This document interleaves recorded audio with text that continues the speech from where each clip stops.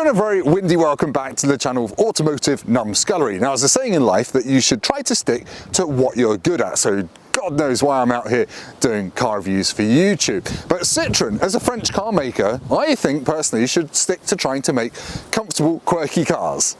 And that's exactly what they've tried to do with this. What a segue. This is the Citroen e-C4 X, and the X stands for extremely comfortable, supposedly. It's an all-electric car that Citroen says mixes up hatchbacks and SUVs, but I think it's just a saloon on stilts. Is it any good? Is it quirky? Is it interesting? And frankly, is it worth buying? We're going to find out in the next 10 to 12 minutes. Give myself a little editing target there. Let's go before everything blows over. Just look at it, doesn't it look weird and like nothing else? It's got a weird boot, it's got more booty than that time your nan sat on a wasp's nest in Dorset and accidentally got all engorged round her nethers. But yeah, it looks a bit weird. What it is though, is a bit of a bargain. It's £32,000 for an entry-level one here in the UK, up to 35, 36 grand for a mid-spec one like this. And that is affordable, believe it or not, for an EV these days. However, the flip side is you only get 46 kilowatt hour usable battery, so a range of 200 miles, which is a bit lacking compared to, you know, some slightly more expensive cars. I guess it will charge from 0 to 80% in half an hour, charges at 100 kilowatts. It's not a speed demon, 130 horsepower electric motor on the front axle, good for a 0 to 62 time of 10 seconds dead. So yes, it's a Citroen, it's designed, it's built for comfort, not being sporty, which on today's potholed roads, it's probably a good thing. Citroen has given it hydraulic bump stops on the suspension, so these little hydraulic cushions at the top of the shock. So once the springs and dampers have said, I can deal with your potholes, stupid Britain, eat my croissants, that softens the blow a little bit. It's an M140i driven by a young person. Do you reckon he's going to do some skids? I reckon he probably is. L'intérieur de la e-C4 X is actually very nice. It's very comfortable. The seats have got memory foam on top of them, like a fancy Tempur mattress that you saved up for years, then bought, then got a little bit too hot on, then had to embarrassingly try to sell for half its value on eBay. But no problems here. They're really good. They're massage seats as well on this mid-spec one. It's an uber comfortable car to cruise around in.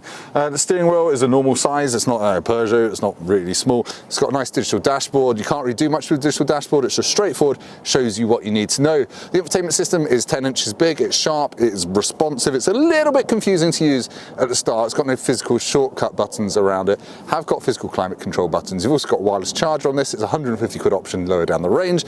You've got a drawer for your stuff. You've got cup holders. You've got a decent armrest. It's a really nice motorway cruiser, this. I've done a few hundred miles in this week, and I've really enjoyed every single one of them, apart from the fact I've had to charge it up quite a bit. Now, there's a slightly unusual thing on the other side. I'm going to quickly show you now. Right, I'll keep this brief because the Lord is about to urinate on my head. That's got rid of all the Americans watching this video. Not that they get Citroens anyway. You've got a glove box.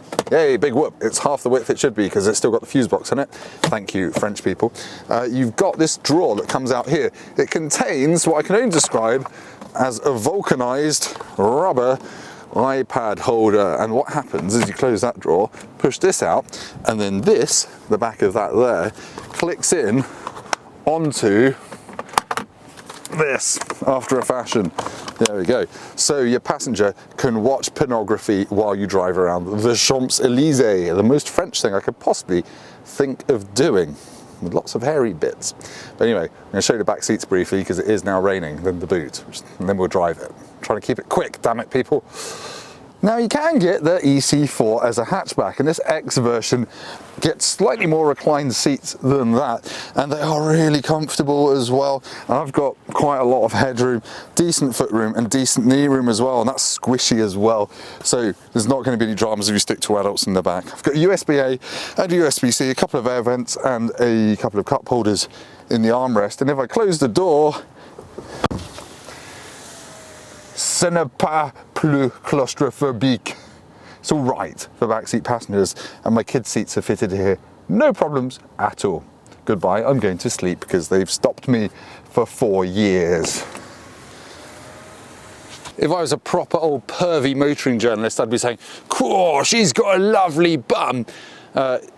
it looks all right back here. The most important thing is the boot lid is really light to open, oddly light. You think it's electric, but it's not. 510 litres of space here, goes up to about 1360 and you flip the rear seats down. No levers, nothing fancy in there to flip the rear seats down. You've got a few little indents at the side. You've got a bit of storage under the floor for charging cables and a couple of hooks right at the back. That's it, it's a saloon boot. So if you don't like saloon boots, do not buy this car, because you've got to fit everything through there like some kind of demonic letterbox. Let's drive it. Can you tell I'm slowly losing my mind throughout this video?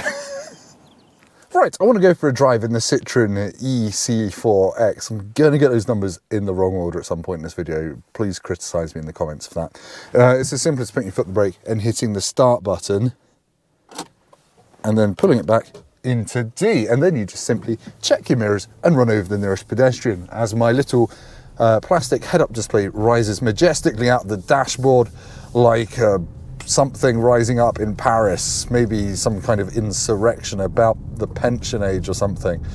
Why do we tolerate so much more in Britain? We're really bad for that. We should riot. But anyway, the e-C4X is a comfortable car. Now, I've read some reviews of this that use the phrase magic carpet ride, which is lazy car journalist for I've been told it's got fancy suspension, so it must be really comfortable.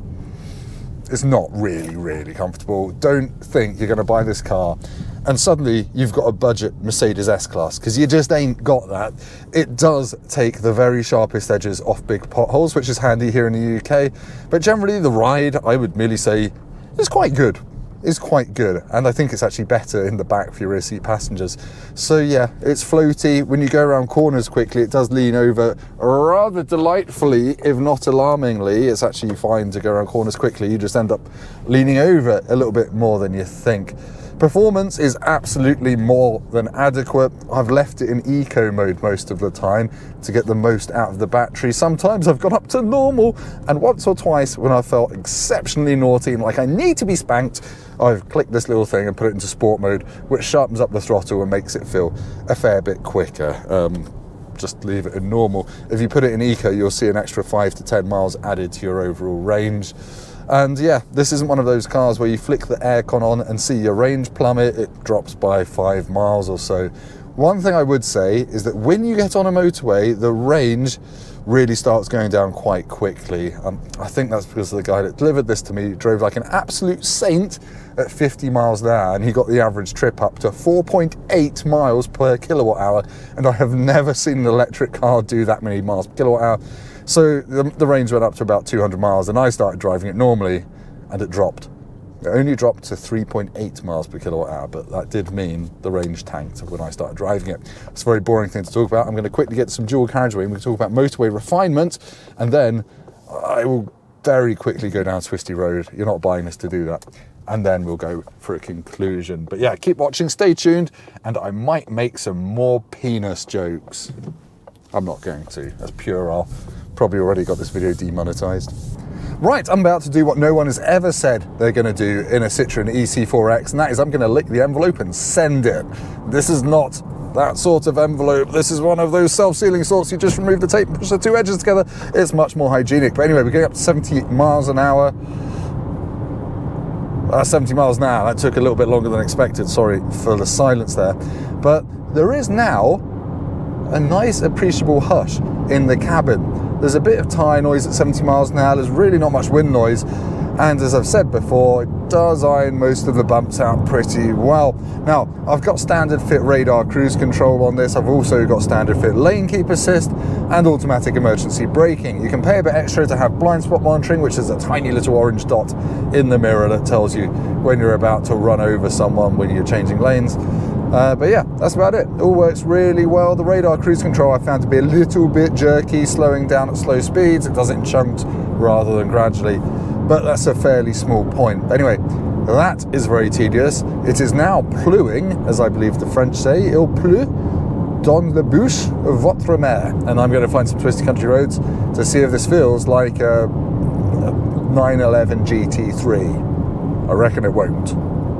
One of the many ways in which this car does not feel like a Porsche 911 GT3, one of many ways, is its brake pedal feel. It goes between the regenerative brakes and the physical brake discs with a bit of a lurch. So actually when you're driving quickly, sometimes it feels like you've got no brakes for the first bit of the brake pedal, and then it suddenly jams the anchors on and you slow down really quite quickly. It's just a bit off-putting, doesn't do it all the time.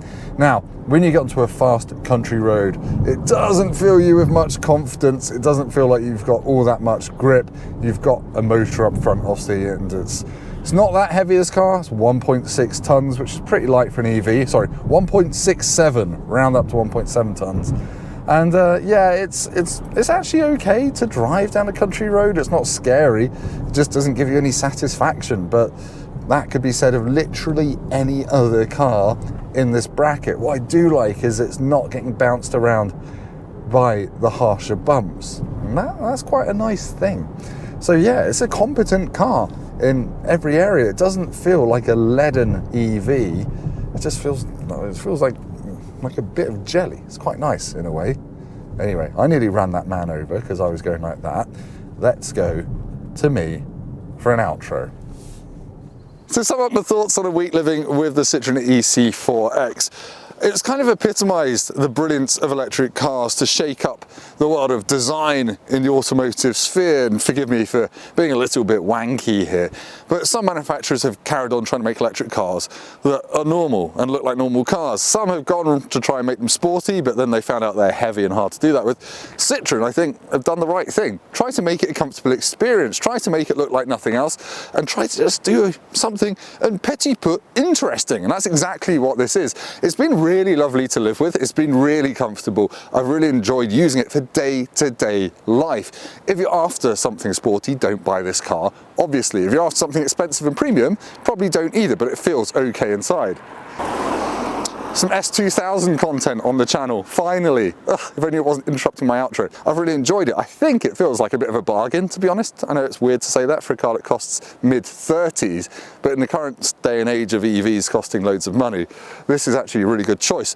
If you need to go more than 200 miles regularly, do not buy this car. If you think that's a problem, well, that's a problem. But if you mostly use it for shorter journeys and can charge at home, it's a really, really solid electric car. I've been surprised by it. I might, however, just have the hatchback version because I'm not a big fan of saloon boots because I always have to go to the tip with big bits of furniture because I've got young kids and getting rid of their old beds and stuff like that. So it wouldn't work for me. But that's not to say it won't work for you. If this has been helpful, please hit like, do subscribe to the channel because there's plenty more slightly rushed nonsense coming soon. And I might just let myself get fully wet on camera one day, and that'll be really good for my subscriber count. I'm gonna go, you should too. Go down to the comments and leave me the French word for soggy stick of bread. Goodbye.